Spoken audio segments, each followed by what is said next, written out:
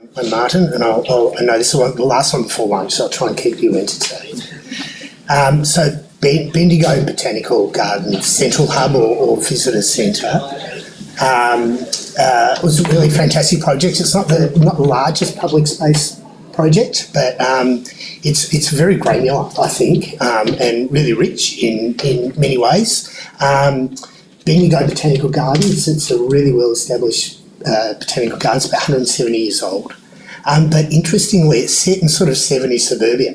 In Bendigo, you can just see the left-hand side of the screen, the sort of 70s suburbia creeping through there. And the reason is Bendigo City, it was gazetted in 1856, I think, about 6 years after the gold rush started. And then they decided to put the centre of Bendigo somewhere else. So it was sort of left out on its own, and eventually suburbia caught up with it. That bottom left image, you can see Bendigo Creek, which is adjacent to our site. That's an image from, I think, 1851. It was a series of billabongs, completely different configuration to what it is now. And the land looks nothing like it originally did. And part of this project is been to sort of an interpretation of one of those billabongs, if you like, amongst many other things, which I'll start to explain. So that was the site we inherited. Well, that is the site. And it's sludge, it's mining sludge. So that's what it is. That's what we got to play with. And this is the project. Our site is in red there. So you've got the Bendigo Botanical Gardens to the north, like I said, 160 odd years old, typical European botanical gardens. Then to the south of that, there's the Gardens of the Future, completed about 5 years ago. And I guess our role is to connect those two together and finish these botanical gardens and put in a visitor centre in the middle of that, so it became the heart of the gardens. And unlike the other two, which I guess were botanical, they looked at the world to get their planting. We wanted to, the idea for this was to really focus on the local and I guess on pre-colonial history and see if we could heal the land, I guess, somewhat to not what it was, but an interpretation, I guess, of what it could have been. And we worked really, really closely with Dja Dja Wurrung. We did lots of, the first meeting was in council offices that went, and then after that we met on country every time, and that was just fantastic. And they shared their stories with us. And the main story they shared, I guess, is they call it upside down country, gold mining country, that it's been mined, it's been turned upside down. And they talked how to heal it, and they talked about their 6 seasons, and we discussed extensively the botanical collection that would represent those 6 seasons and how to do, not a copy, but I guess an interpretation of those 6 seasons and how to perhaps heal the land using that strategy, and that's what we did. That's what we went ahead with. We did other things. We extensively mapped the kind of user experience, what was happening there at that point in time, and I guess we ended up coming up with a few principles, one around that upside down country to sort of express the history for what it was.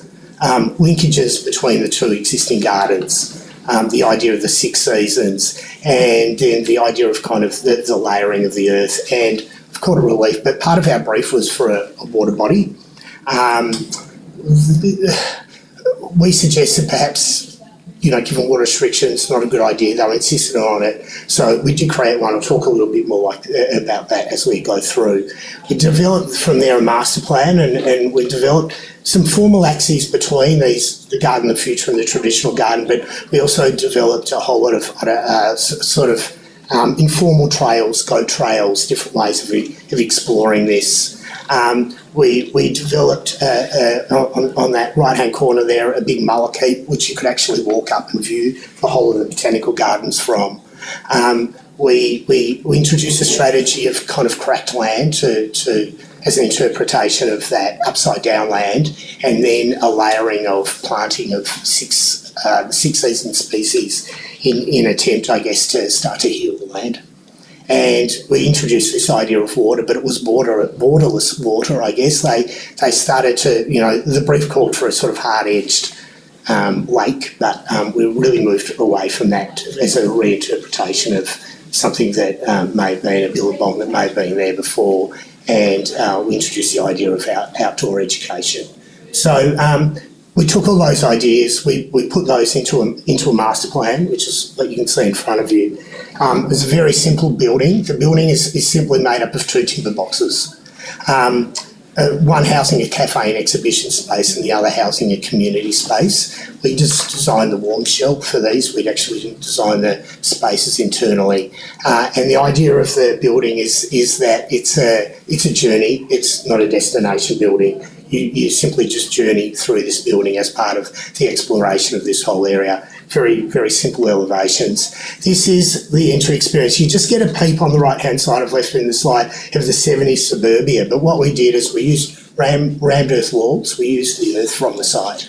And you journey through these from 70s suburbia through the rammed earth walls. And then I guess you pop out into this natural landscaped environment. And the idea is you really just get a hint of the building in the background, because I think in many ways the building's not the main game, it's not the main show. But it slowly unveils itself as you start to walk around until you find yourself kind of on the main journey axis, the main axis that links the gardens of the future to the traditional botanical gardens to the north. And then you journey through, you journey between the 2 buildings. On the left-hand side is the community centre, the right-hand side is the cafe. Wrong way. You journey through that transition point and you arrive at some walkways, and the walkways go over the wetlands or the billabongs, and that's one there. And then you can just see the wetland, part of the wetland in that corner there. It rises and falls as it rains or doesn't rain. There's no potable water used at all. It was all taken off. 1 minute. So it's just all taken off from the roads. You can see how the building starts to frame that wetlands, the idea of blending wetlands with landscape, with building, light and shadow. Again, the integration of the building with the landscape, borrowed landscape at the back. Small seating devices, the difference between the European landscape and this project, small seating devices, little rocks to join these little networks of paths over a little bit of wetlands, the borderless water, the billabong, a little seat, the seat as landscape, a contextual local, the view from the river, and the way the building just sort of nestles into its landscape. So thanks very much.